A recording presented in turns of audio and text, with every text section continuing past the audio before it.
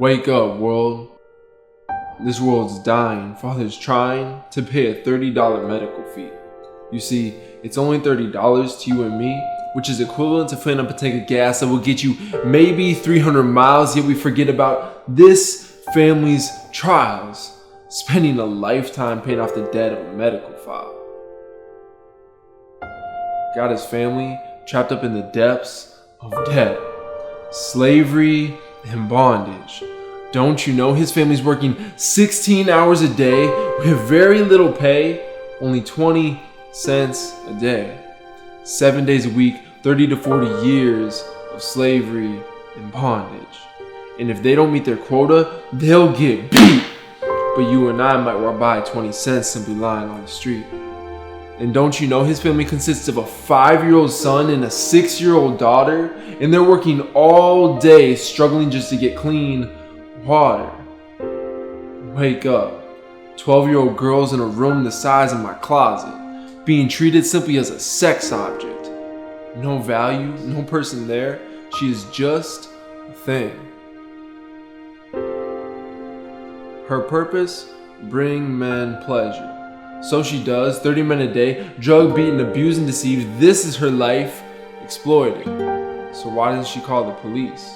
Because oftentimes they're the ones raping girls in the streets. So why doesn't she escape? But where will she go? This lifestyle of rape is the only landscape she knows. So she lives in slavery and bondage, not only to the sinful circumstances of this sex, but to a malicious hustler whose biggest goal is to get the next customer. So now let me be very explicit.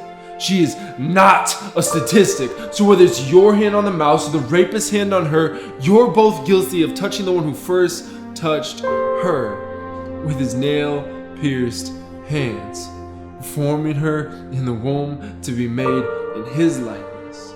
So next time you're wrapped up in your nice old comforter, remember that she's wrapped up with another customer. Wake up.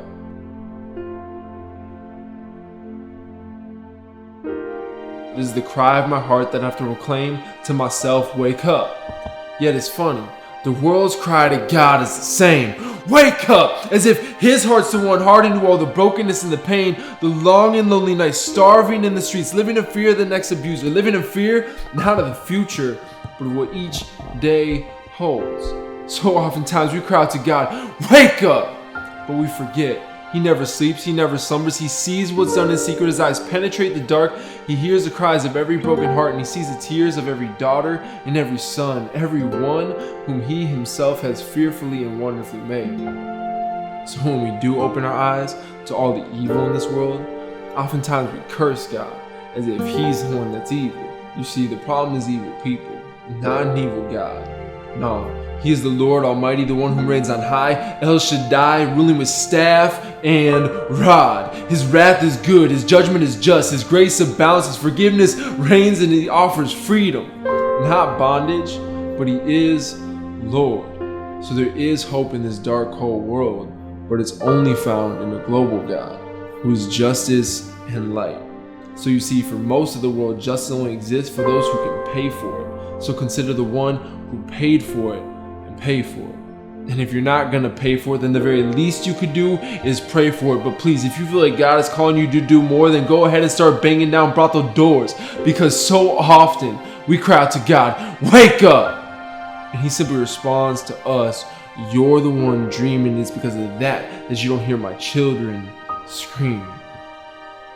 It's ironic. The very same thing slave owners do to their slaves is the same thing we do to our heart. Desensitize the pain.